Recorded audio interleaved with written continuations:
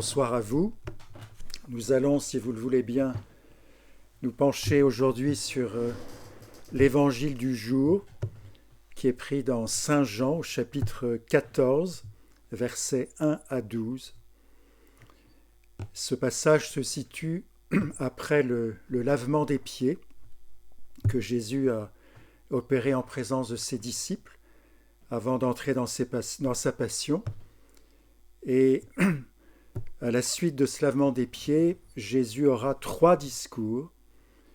Et ce chapitre 14 constitue à lui seul un de ces 3 discours, le premier des 3 discours d'adieu de Jésus à ses disciples. Durant ce chapitre 14, ce qui est intéressant de noter, c'est que Jésus va faire passer ses disciples du « je suis avec vous » au « je suis en vous ».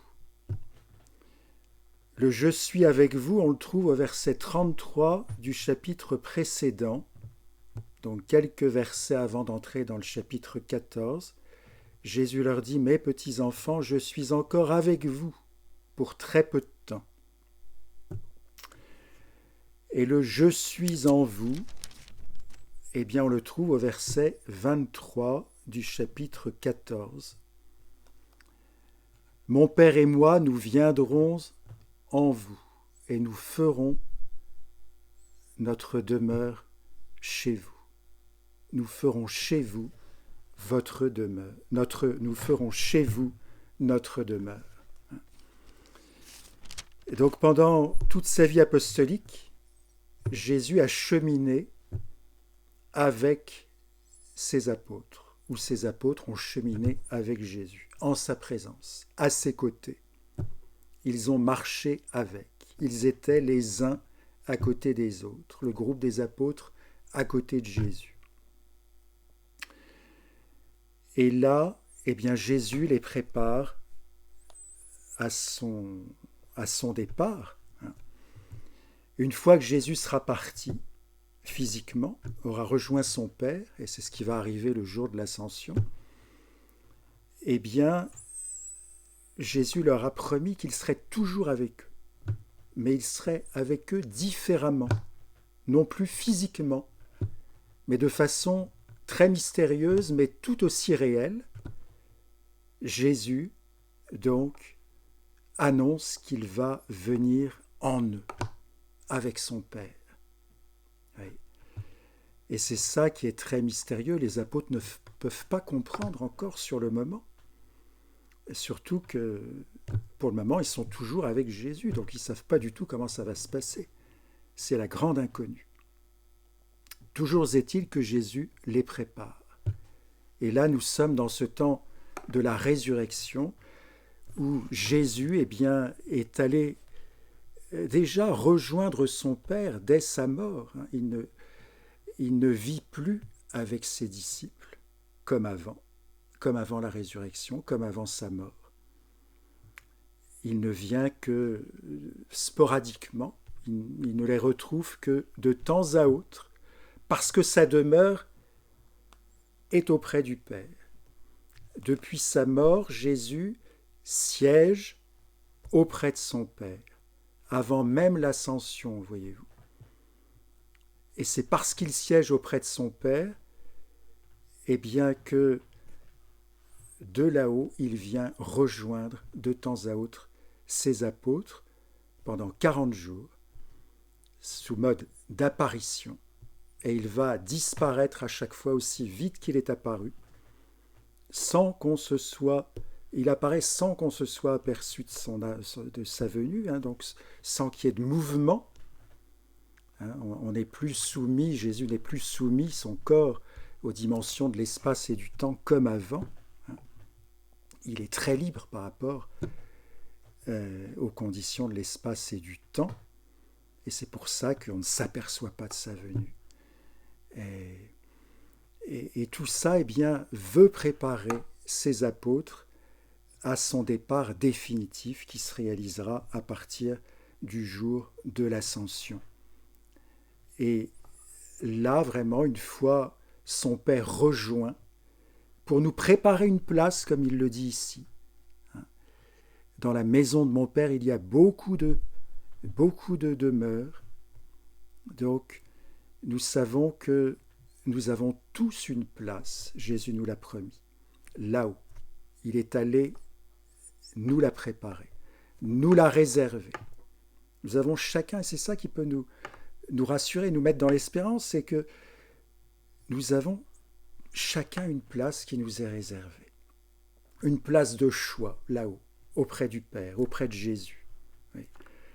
Et si nous venions à ne pas l'occuper, cette place, eh bien, personne d'autre que nous ne l'occupera. Elle restera vide. Et ça, c'est dommage, vous voyez, qu'elle reste vide. Parce que tout le monde n'est pas sauvé automatiquement.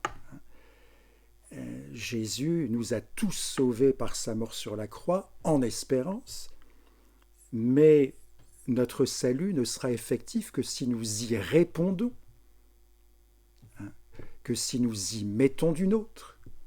Jésus ne nous sauve pas malgré nous, ne nous sauve pas sans nous, sans notre participation, sans que nous mettions en œuvre notre responsabilité. Jésus ne fait pas de nous des irresponsables. Il a besoin de notre concours pour nous sauver. Donc cette place, elle est réservée, mais en même temps, elle est à conquérir avec la grâce de Dieu, pas uniquement à la force du poignet, évidemment. Et donc, il nous montre le but. Le but, eh bien, c'est pas le ciel, le lieu matériel, même si Jésus monte avec son corps là-haut. Le but, c'est d'être auprès du Père. Le but, c'est d'être participant du salut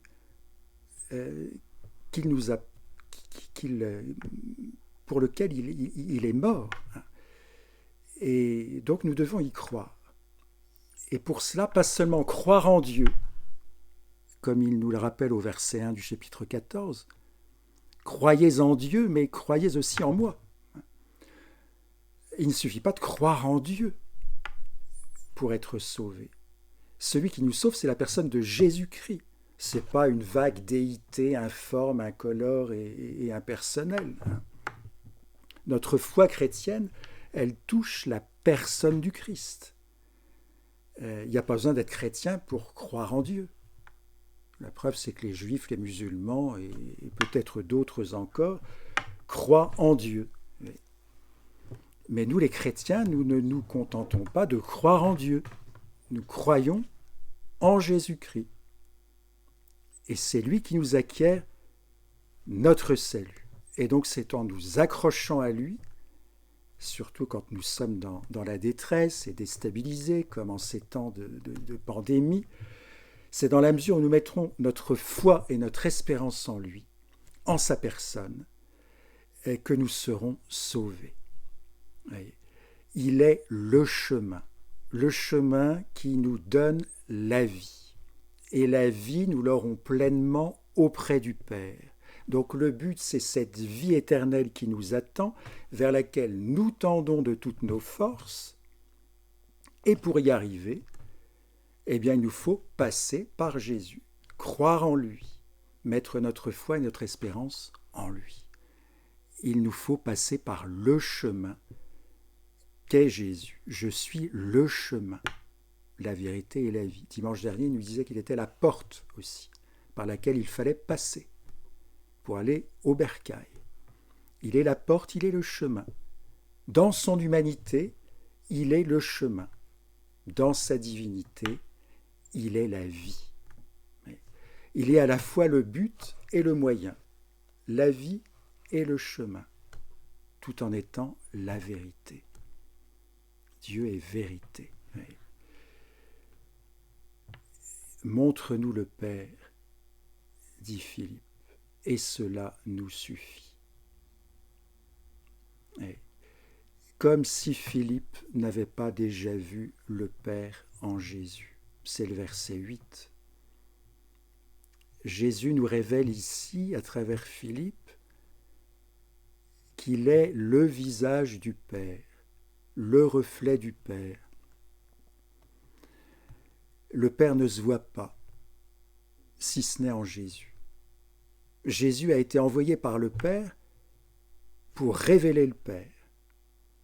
Donc en regardant Jésus, nous voyons le Père. En écoutant Jésus, nous écoutons le Père, parce qu'il est aussi la voix du Père. Il est le Verbe de Dieu. Non seulement la voix, mais la parole du Père. Non seulement l'organe, mais aussi le contenu d'un message qui vient du Père. Il est le Verbe, la parole. Le Père ne parle pas si ce n'est en Jésus. Donc Jésus est tout ça à la fois. Le visage du Père, la parole du Père, le dire du Père. Bref, lui et le Père ne font qu'un. Et si le Père nous l'a envoyé, c'est pour qu'à travers lui, eh bien, nous sachions qui est le Père. Qui me voit, voit le Père. Et Jésus pourrait dire aussi, il l'a dit par ailleurs, qui m'écoute, écoute le Père. Parce que je suis sa parole. Oui. Donc Jésus est tellement uni au Père, et le Père à Jésus, qu'ils ne font qu'un tout en étant distincts. Il y a comme une compénétration du Père dans le Fils et du Fils dans le Père. Une communion totale et parfaite. Et le Père et le Fils vivent éternellement de cette communion, que Jésus soit sur la terre ou qu'il ait déjà rejoint son Père là-haut. Et il nous invite à vivre de cette même communion, de cette même vie, de cette même relation d'amour, puisque le Père et lui ne sont que relations d'amour, dans l'Esprit Saint qui permet cette relation, l'un comme l'autre, par l'Esprit Saint, viennent en nous faire leur demeure. Et ils ne se communiquent et ne se donnent à nous de façon très mystérieuse que par l'Esprit Saint, qui est ce lien entre tout ce monde-là, entre le Père et le Fils et le Père, et entre le Père et le Fils et nous-mêmes. L'Esprit Saint, c'est celui qui met du liant dans toutes ces relations, de sorte qu'il y ait comme une communion qui se vive entre tous ces acteurs. Et nous en faisons partie, nous ne sommes pas à l'extérieur. Et cette Trinité, eh bien, elle se propose de venir vivre en nous de ce dont elle vit depuis toujours, à savoir d'une relation d'amour parfaite et totale qui va être eh bien, l'exemplaire de toutes nos relations familiales, conjugales, associatives et autres, hein, comme l'archétype, le modèle, et en même temps le moteur de toutes nos relations, les uns avec les autres, qui vont donc en même temps se calquer et s'originer dans cette relation des trois personnes divines qui, par le baptême, eh bien, viennent vivre de leur amour, de leur communion en nous. Oui. Et c'est comme ça que l'esprit de fraternité, de communion, l'esprit évangélique va pouvoir se répandre dans le monde entier à partir du moment où nous, les chrétiens, nous en vivons, nous nous en nourrissons de cet amour, nous le réactivons à travers chaque Eucharistie, puisque l'Eucharistie est faite pour cela, nous permettre de vivre de cette communion d'amour avec Dieu pour en être ensuite les témoins.